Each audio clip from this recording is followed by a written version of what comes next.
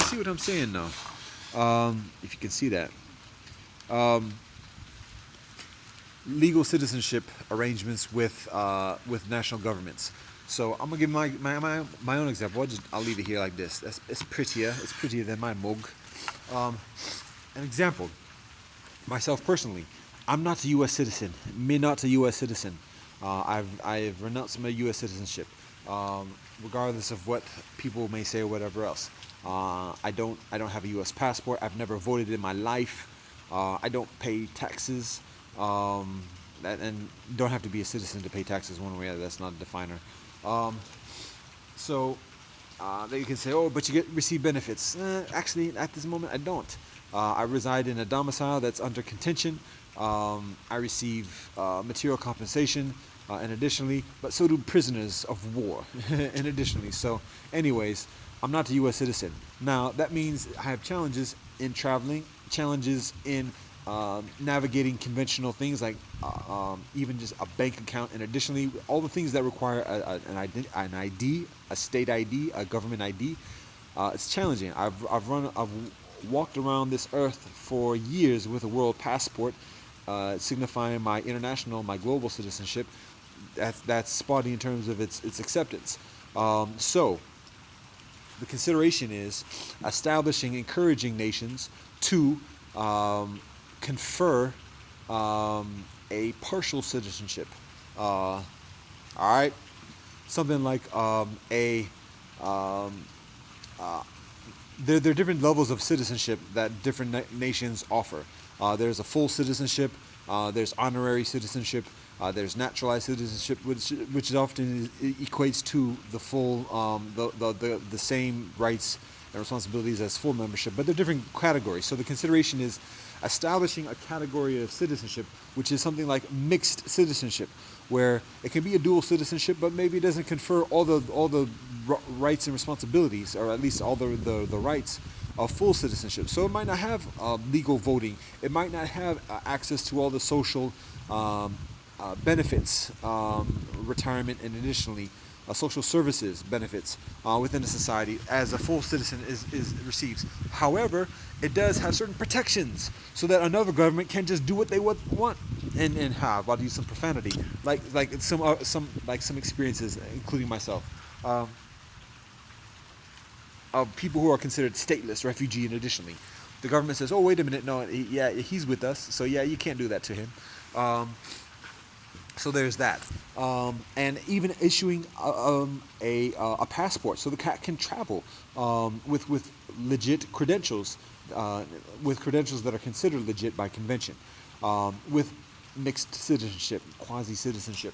Um, so it may not be full with everything, but it's enough to do things that people need to do in this life, in this conventional, post-industrialized, post-modern, post-Facebook, post society, like getting jobs, opening bank accounts, renting or purchasing domiciles to live in, and additionally, all of which very often require government IDs.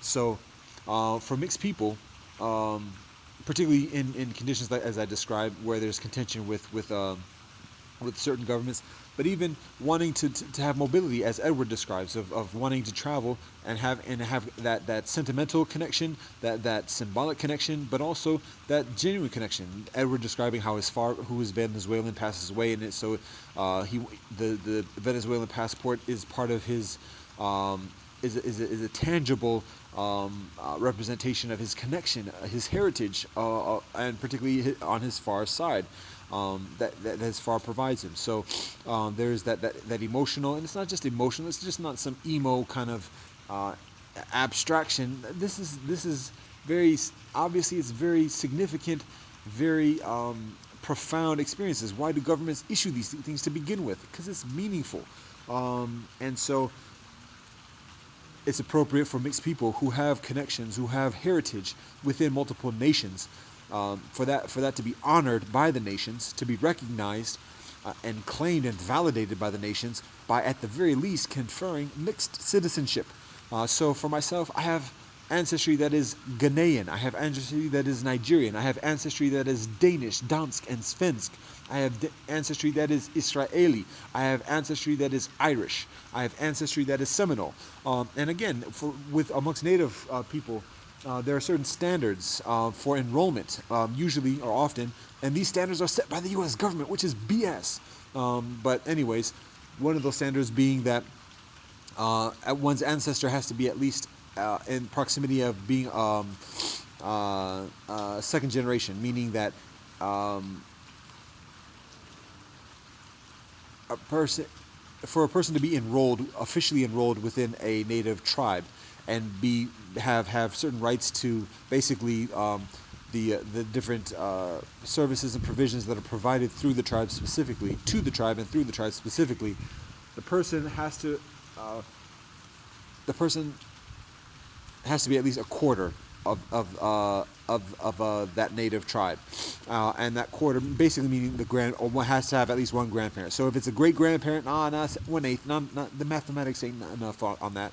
Um, and often it's not even just having a quarter of native blood. It has to be a quarter, either full blood, a quarter full blood, haha, or even further, the grandparent has to be one who's enrolled, and often that's a little bit challenging because the enrollment conditions are spotty as it is, and only a recent phenomena in many cases. So, anyways, there are all these stringent things, and rightfully so, because when somebody is conferred with that citizenship, when somebody goes through all the hoops and ladders, a lot of things open up for that cat. A lot of nice things that people are, oh yeah, now I got it made. I can just sit back and not do shit. Um, okay, now I say words. They're not bad. They're only bad because people think it's bad, and the fact that I know people think it's bad and I say it anyways. Now that I can be faulted for. But all that being said, I say what I say, but I am aware that there are children in the midst, so I'm going to be mindful of that. Now, when the doors open up, when the people go through the hoops and ladders and are conferred with citizenship, there are genuine benefits that come with that. So there's to have like standards, like you need to know something about your history, you need to know something about the language, you need to know something about the people, how our government works, and things like that. So yes, you got to have that. Um, but it can also be increasingly stringent and BS and exclusionary.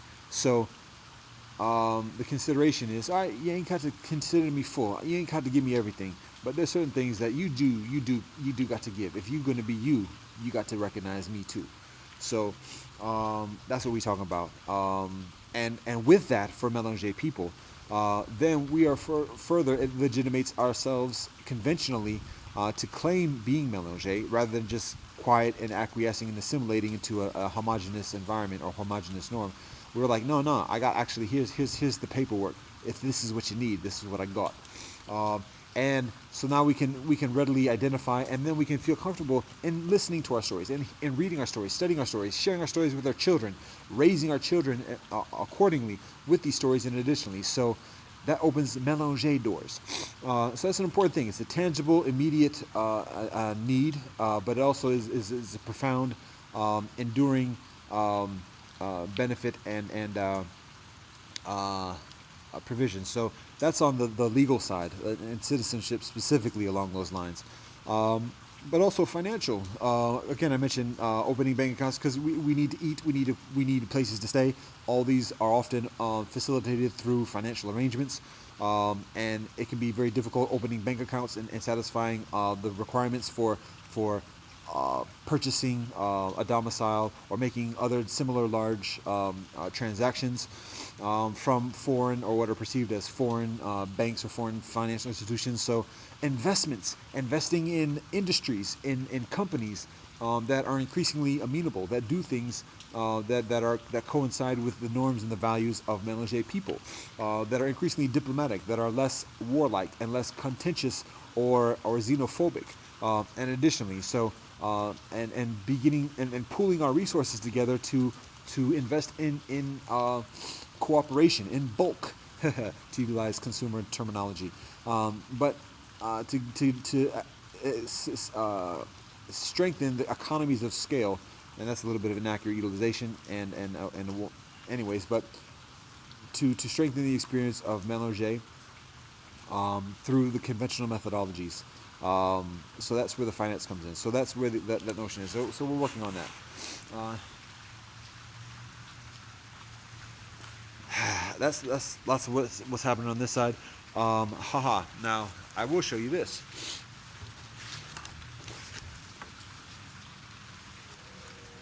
This is the Pluku joint.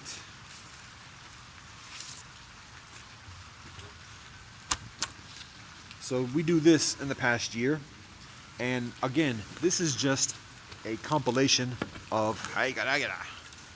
This is a compilation of Wikipedia articles about brethren, ancestors, teachers, prophets from different traditions. There's stories, there's poetry, there's songs. I'll give you the table of contents. That's the table of contents, if you can see that. I don't know. Anyways, but it's very rudimentary. Again, it's a copy paste job. I'm not sure how visible it is. It's a copy paste job. So it's very simple in terms of its methodology and its work product, but it's a very formidable example, a very formidable practice of pluralism. So we are on to the next stage, which is the formation of a curriculum that includes additional materials. So I've already acquired hundreds of Wikipedia articles, select articles with thousands of pages, ciente articles, and 1000 pages of material. So there's still some additional amount to do, and then it's a matter of putting it into a shareable format. But basically, that's the curriculum guideline for a year-long course of study within pluralism, specifically the topic of civilization, but there are additional topics, as I mentioned on previous occasions. So that's something in the works as well, and I have to be mindful because now we're dealing with there's that frozen precipitation. That means it's cold. That means the computer don't like it that much. The computer likes it cold, but not too cold. So sometimes the computer just shuts down when the temperature gets too cold. So I'm gonna get ready to wrap this up at this point. Hee-haw. Wow, it's late. At this for an hour now. So I'm uncertain how visible the snow is at this point. Oh, there it is. But again, it's rain, snow. So those are additional things on the works.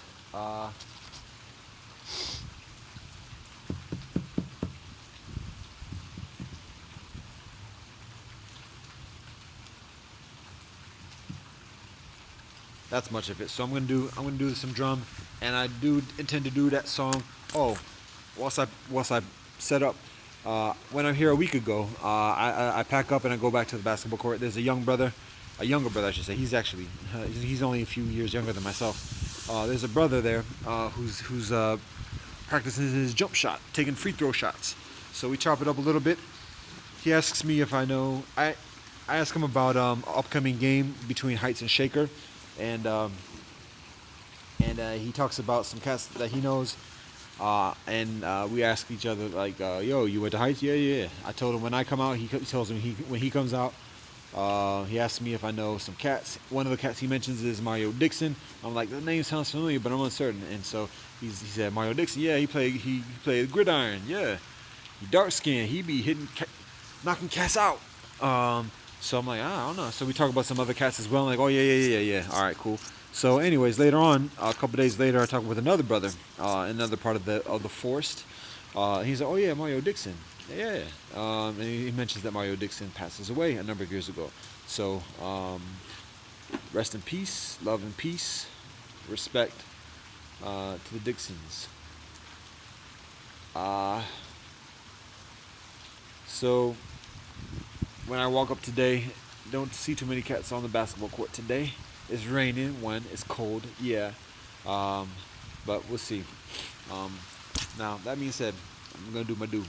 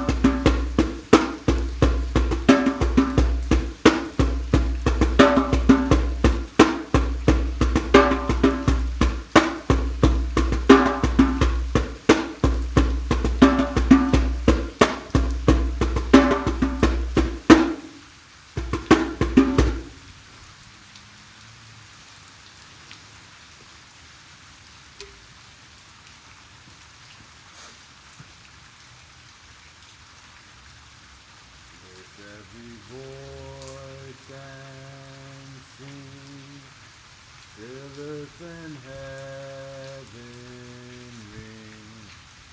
ring with the harmony of liberty. Let our rejoicing rise high as the listening skies. Let it resound loud as the rolling sea.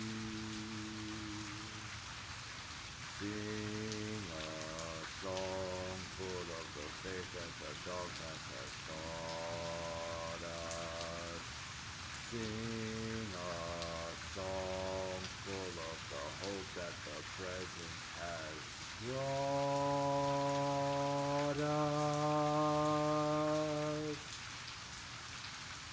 Facing the rising soleil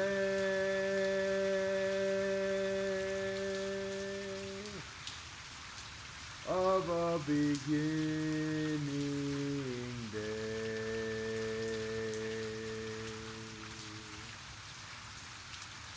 Let us march on till victory